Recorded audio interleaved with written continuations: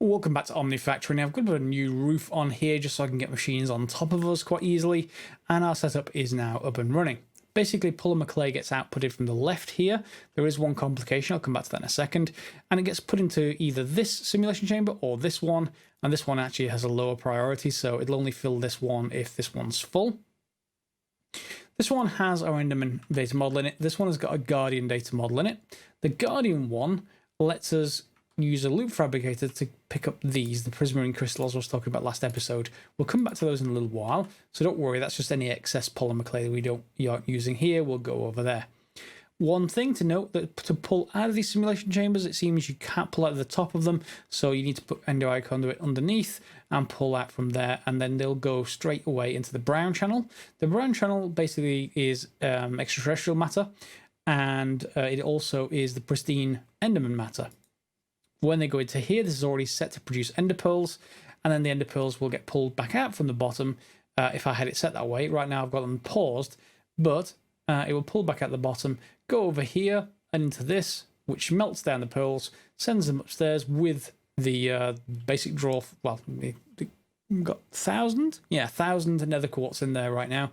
They get supplied upstairs, which then produces the whole clathrate to pulsating dust chain all over again. The problem here is that we can't keep just one stack in stock. We have to have, it just fills up both of these slots. It's not like thermal expansion where you can just say, hey, this side outputs to that slot inside. No. So, a couple of things, or a couple of ways to actually do that. We're going to eventually get to this item filter, which is via Z-Logic controllers, which is via wafers, and that we need to actually get to. It's an advanced cutting machine. And the advanced cutting machine, or the precursor, is something we make in the blast furnace, but it needs medium voltage 120 EU per tick, which we don't have yet. That will take silicon dust, which we can get from clay, so that's really easy for us right now. And then tiny piles of gallium, which I've got a fair amount in the system, so we can get a number of those going. I don't think I'll need to use some kind of mechanism to get more of those just yet. So to upgrade this thing, we need to replace the input hatch, and that's what the system was telling us basically. So once this is finished, have you finished? Yeah, I was making more energetic alloy. We're going to want to make, I think I've got everything I need now. So if I just, for a second, let's just get rid of, where's this cable going? Yeah, get rid of all that there. Either I can make more medium voltage cable and pull it down from there, or I can move this whole thing upstairs. I think I may well just make more cable for now, because I'm going to need more medium voltage cable anyway, so let's go ahead and do that. For that, you need energetic alloy wire, and that needs to go in here with a bunch of other stuff. However, this has got soldering alloy in it. Maybe I should make more circuits and use up this soldering alloy before I dump and empty the whole thing. Give me a few minutes. Well, 2 seconds for you. While some of that other stuff is crafting up, I just want to mention a commenter mentioned about these, the Fear of Flare Lanterns. They are fairly cheap to make. I'm just short on glowstone because I'm making lots of energetic alloy right now. Otherwise, I'll convert to them using the whole base. So thank you very much if you mentioned those. As you can see, there are no torches around here. You just put them in the middle of an area, knock out all the torches, and right away you'll see there's a lot of yellow spots on the floor. That will change. This takes a little bit of time, but it does light up a large area. Now, what I don't know is if it will light up the next floor down. Some of these things actually will work without needing to see the area. Yeah, it looks like that's working. In fact, hang on. Have I got the F7 mode on? Let's have a look. F7? I've lit up so much of the area I can't actually see anymore. Let's have a look out there. This F7 mode is on. Yep, so I should be able to see that. Good. So if we just knock out all these torches in here, if it's lit up everywhere, and it has, it looks like, then we shouldn't need torches anymore. And you can put this fairly high up and just let it deal with all the light for you. Now, I don't know how far that extends. Looks like it extends pretty far. Oh, no, there we go. So that's sort of our limit. And let's keep it out there for now. We can obviously always put another one outside. but this just makes it nice and clean inside your base. So yeah, do use those. I did use in the I did use them in the oh, I don't think it's actually populated down here. I did use them in the stone block playthrough. It's just that it may well actually still be lighting stuff up. I haven't been there long. Let's put these away. Yeah, in the stone block playthrough, I used them all over the place, but now I think it should be pretty good to use them in the base. Looks nice and clean. What do you think? Any better options for lighting things up? Put it in the comments. I'm more than happy to hear it. Anything that makes this whole thing a lot nicer to look at, I'm more than happy to do. Yeah, it looks like just this one corner it hasn't actually done yet. So let's just put that back up and let's see whether it actually does it over time. Okay, so where was I? I was just making more copper, fine copper wire basically to convert into resistors just to use up that soldering alloy. Back in a second. Okay, here's where we hopefully be quite careful. I've put the energy input hatch MV here. There is an LV here, but we shouldn't need that anymore. I just don't have a spare block, so I'll just leave that alone. And let's see whether this actually helps us. So if we pop that in there and we head up this way and all the way to the ceiling, we should be able to back it up over here, and then hopefully that's not going to explode. So we should have, there we go, max EU per tick, 320, and it's in medium voltage, which means we should be able to make those bools that we were talking about that we couldn't make yet to make everything else. So I'm going to take that clay dust, and then we're going to go and put it upstairs in the electrolyzer. I think I took out the basic version of the electrolyzer, and we're just left with this medium voltage version now. So we can put that in there, and that will produce more of this silicon dust. Now, if we have a look at that in the blast furnace, that's going to need a tiny pile of gallium and 32 silicon dust, which is what comes from one stack of clay dust. So that will get us to the monocrystalline silicon boule, which is not an easy thing to say. Regardless, it takes 120 EU per tick, and that works just fine. Or you can get 64 and some glowstone, but, you know, we've got some gallium hanging around somewhere. There we go, we have everything to make the boule. Hopefully that will work. Looks like it is going to. Oh my. Oh my, that's slow. That's probably more of an issue in that I don't know whether our medium voltage supply can be supplied fast enough to be able to power that for long enough. No, that does not look like that does not look like it can actually take enough enough RF from our RF system to be able to deal with it. Has RF actually just run out? Let's just turn on this just in case it's that. Yeah, it looks like it's consumed all of the RF power. So these are all running at full speed, and we are fine with the amount of sugarcane. We're just not producing enough RF for this to actually work too well. So aside from losing our lava supply, which isn't all that important right now, I'll get an extra 60 RF per tick out of that. I guess the important thing then is to think about maybe, just maybe, oh, it's at 20%. Maybe it'll make it. We'll see. Maybe we should think about getting that Numismatic Dynamo then. So we can, with this lapidary calibration, upgrade our existing, well, not the existing bomb, but the Numismatic Dynamo to use gemstones as fuel. So that will really help. It takes 8 diamonds and an emerald, diamond plates just in the compressor, but it makes the upgrade. However, we still then need to make the Numismatic Dynamo itself. That's going to need a few things we don't have or haven't made yet. Vibrant alloy is another thing that we're going to make in the blast furnace. I would have thought, yes, just ender pearls, and that's one of the reasons why I don't have the system automatically burning up ender pearls right now, because as soon as it generates some, I actually want to grab them for this to make, I think it's 10 vibrant alloy we're going to need, because each of these is 1, so that's 2 total. And then we're going to need 4 more for the alloy smelter recipe for converting up an energized bimetal gear, which converts up an infinity bimetal gear, which converts up an iron gear. So let me go and craft up those other bits and pieces. And a diamond furnace, we may well have one spare hanging around, or we've got a gold one we can upgrade or something. Let's just quickly take a look. Do I have a diamond furnace in the system? Diamond. No. What furnaces do we have? Is it just gold? Yeah, so I'm going to need to go and find more diamonds. There's only 6 at the moment. That's not enough to actually get this done. I'm going to need 8 plus... I'm going to need to take 24 because I need 2 diamond furnaces. Yeah, assuming the diamond furnaces are just 8 diamonds. surrounding something. Furnace. Yes, 8 diamonds surrounding a gold furnace, so that should be fine. And you'll see we've got 6 ender pearls here, so it has started to generate stuff. But this is also a drain, so what I think I should probably do, at least for the moment, is just let's grab my magnet. And let's just knock that block out. And then that will cut off the rest of our generation system, just this tiny bit, which hopefully should give this, oh no, it's run out of power. Or maybe not, 66%.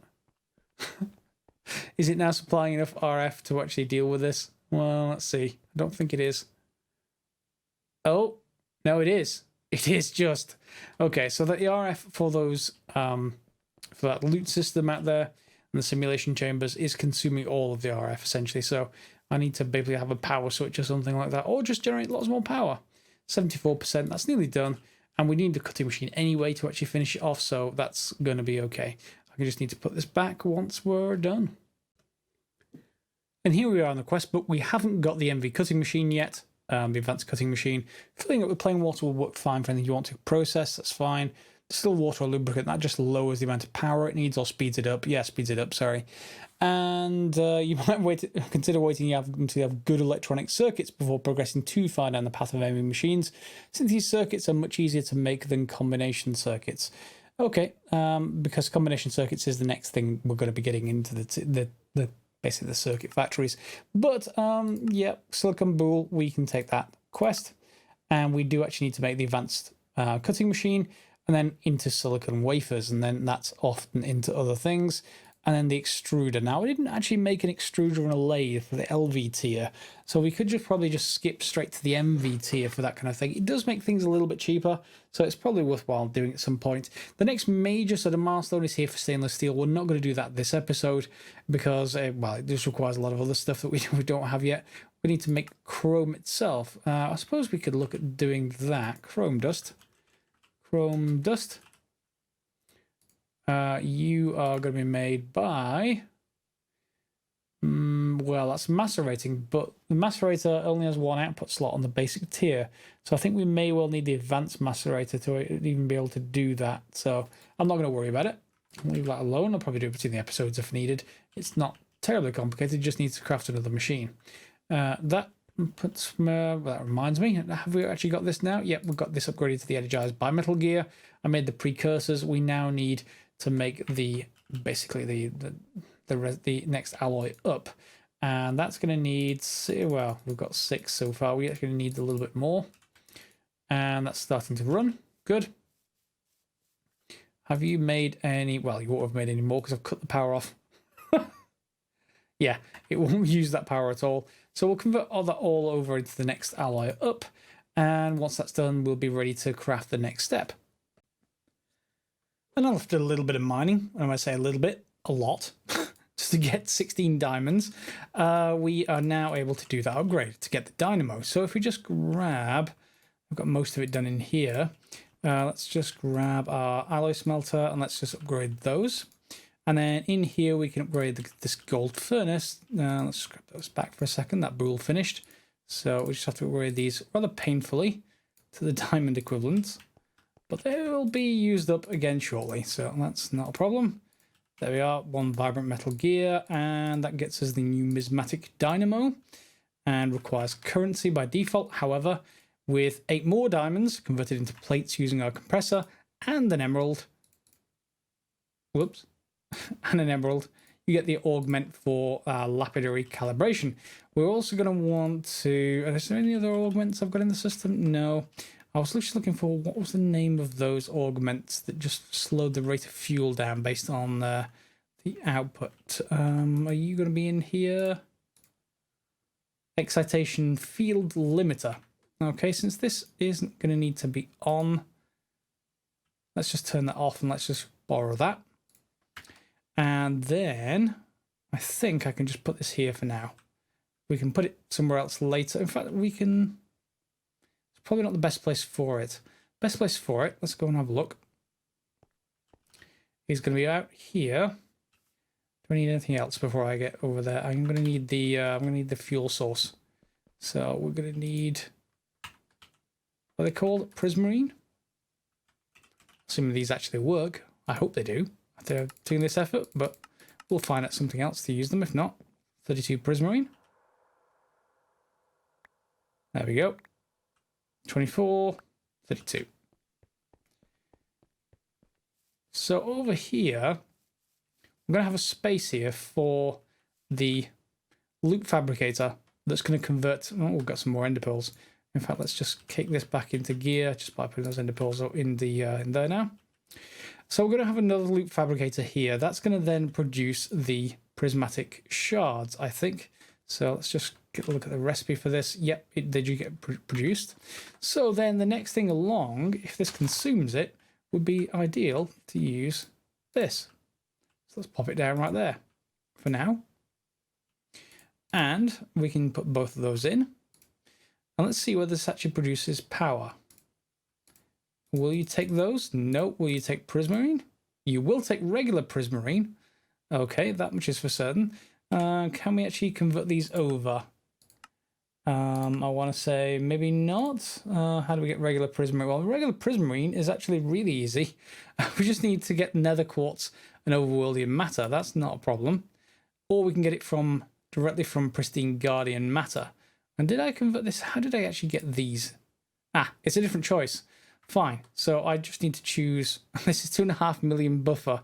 Okay, it's a different choice of what we actually need to produce here. And I think here the problem is largely that we are using this tier of energy conduit. So why don't we just see if I can just fix that. Let's grab the next energy tier up. Let's put these away. And maybe we'll use them for something else. But we're going to get some Overworldian Matter. And we're going to get some Nether Quartz. And then some of the next energy conduit. So conduit. Let's get a few of those. Let's request all of them. And then we're also going to just grab some Nether Quartz. So we can just grab some from outside as soon as this gives me it. Yep.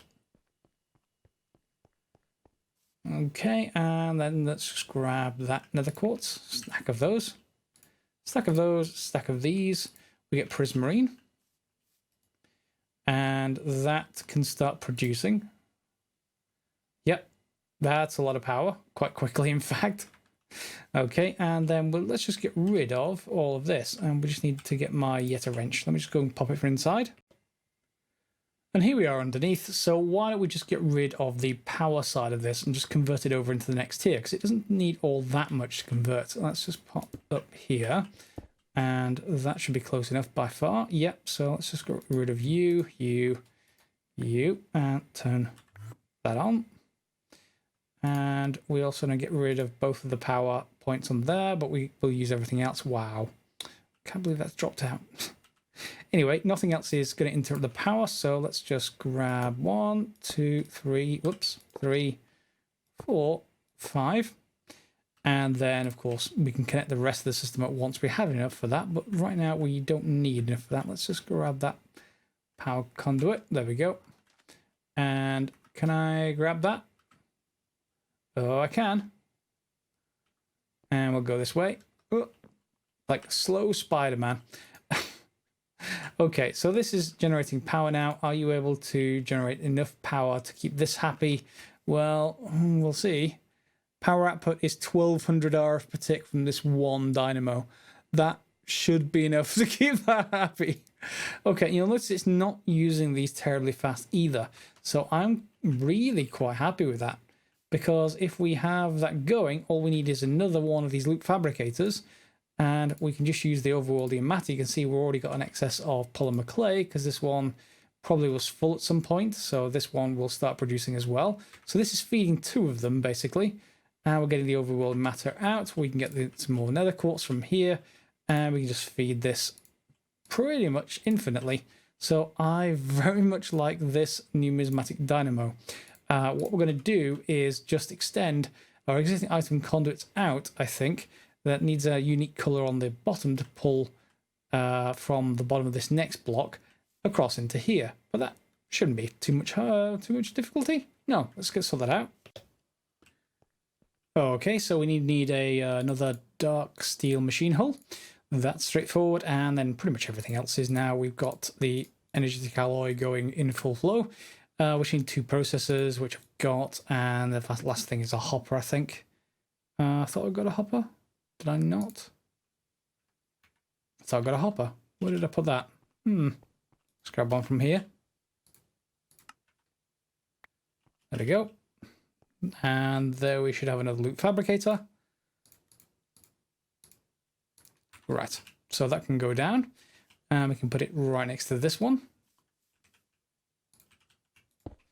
There we go. That should start charging, I would have thought, unless this is out. Looks like it's out anyway, but maybe we haven't got things, or maybe even doesn't even need power. That one has got power.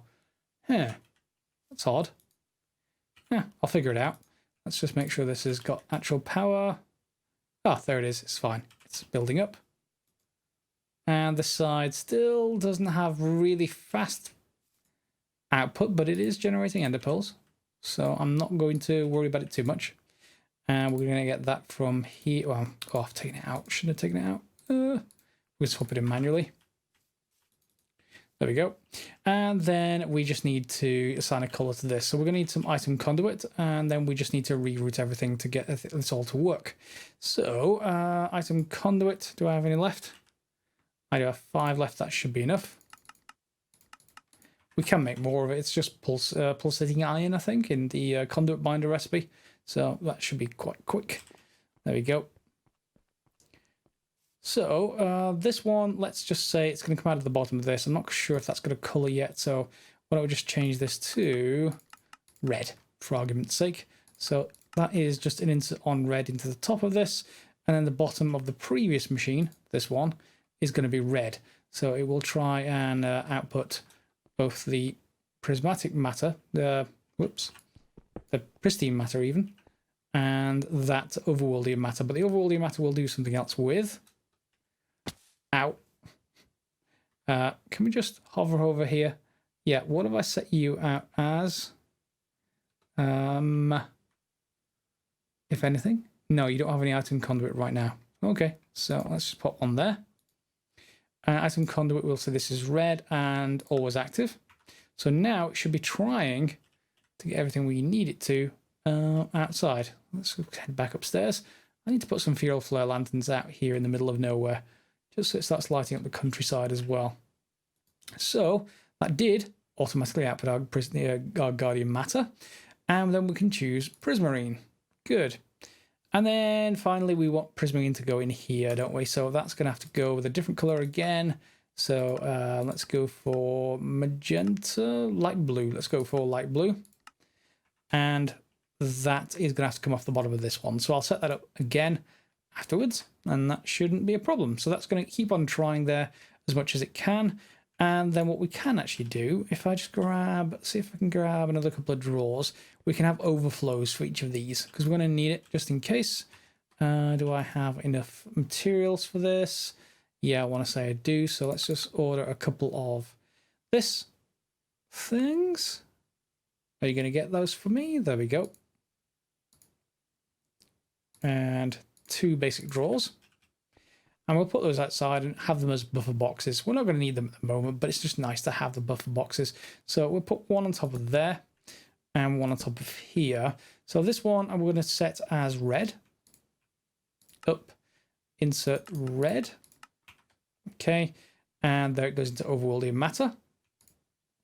And we should probably set as a lower priority. It should be fine, I would imagine, but that's okay. And this one we're going to set as light blue as well. So up, light blue, again low priority. So if this thing fills up with prismarine, it's going to actually dump the prismarine here. I guess we can probably just edit the up and also make that extract on light blue as well. So it's always going to keep on trying to supply the prismarine down. And let's just, do we have some prismarine in our inventory? Yep, that should do. So it will. There it goes. It's 52, 48, 44, and it's filling this up just fine. So I'll go and pop downstairs, finish off the rest, and we should be done. And it's now up and running. Now, what we don't have yet, I guess, we do have a source of prismarine directly here, but we have this overflow as well. So if we want to just convert overworldly matter, we can always just add to it just by grabbing a couple of stacks of Nether Quartz. And I think I have some overworldly matter in here, so I think I'll just use this up and add it to the stack of prismarine. Let's just keep that going. So overworldly matter. Yeah, I've not got too much of it, but so let's just get it out of our system. And you watch, next episode, I'll need exactly this amount, this amount of the overworldly matter. We're going to just convert this over to prismarine shards and get it going. There we go. So you'll see here, this is full. It's 1,000,000 RF. This is full. Well, not full, but it's keeping up. That's the important thing. And then you are fine with more ender pearls. And I can probably switch this back on now. I had it turned off, but because I needed manual ender pearls. But we can just go and get that switch back on. It's a simple change to make. If I just pop up here, it is that one. I had it on never active. There we go. I love this iron hook. I forgot about it. And then one of the commenters did remind me. Thank you very much, whoever you are. It's just great for getting around everywhere. So that will be that starting to produce stuff. And again, here we've got the pulsating dust. We do have a problem where we need to solve, which is to just get this so that it only supplies one stack. But that is, again, a solvable problem. Just needed a couple more machines. And I think we're going to do those next episode now. I think I'm going to leave it for this episode. We've got Prismarine up and running, which is a new, much more powerful power source for our base. And I'm pretty happy. It should also, if this fills up, it should use the augment that will slow it down. So it will slow down the burning of the fuel. Quite happy with that as well. So, yeah, all happy out there. Next episode, we will be using wherever this bool is. Oh, those are the hopper I was looking for. We're going to be basically processing this. So we're going to be crafting an advanced cutting machine, turning that into wafers. The wafers can be used for all kinds of different things, not just for Z-Logic controllers, but that's one of our initial uses. Everything else is not too bad. The solarium for that is straight away in an alloy smelter recipe, so we don't need too much there. Nothing excessive, that is. Is there anything else? Slice and splice, I guess we could put that in there. But we've got a recipe for it, so I don't normally need the slice and splice then. Yeah, we'll see. And then it goes up into integrated circuit wafers, CPU wafers, and lots of other stuff that we don't quite have yet. But one of those is the integrated circuit. Integrated circuit is part of that next tier of electronic processors. So we have aluminium plate, which we can make. This we can make, this we can make, this we can definitely make. It's just gold and silver. Capacitors we already have. Then integrated circuits will get us, along with some soldering alloy, will get us to the electronic processor array. So the first tier 3 circuits. But I think the Quest book did actually recommend that we may want to get good electronic circuits or something along those kind of lines. I need to go and check out its stuff. So next episode, we're going to get back to some of the quests. In particular, we're going to follow along the AE quests. Inscribe it into processors. Processors then there'll be more unlocks over here that gets us into and toward patterns. So for that, we're going to need the polyethylene stuff and all kinds of other stuff. So now what I should probably do behind the scenes is then convert more of our red tier energy conduit back into orange tier with more energetic alloy and pull that all the way through our base so that that prismarine, along with the biomass downstairs, the sugarcane burners downstairs, can just supply the rest of our base. Although, to be honest, this thing supplies 2048 RF per tick. The ones downstairs supply like 160 maximum or something like that, or it usually ends up being something like that. They're actually quite low at the moment because we've cut them off from needing to power those loot fabricators. But yeah, it's like an array of 10 of those, so I'm not quite so sure. We may need the other for boost capacity, and it's good for an infant supply anyway, just in case this system can actually produce prismarine fast enough.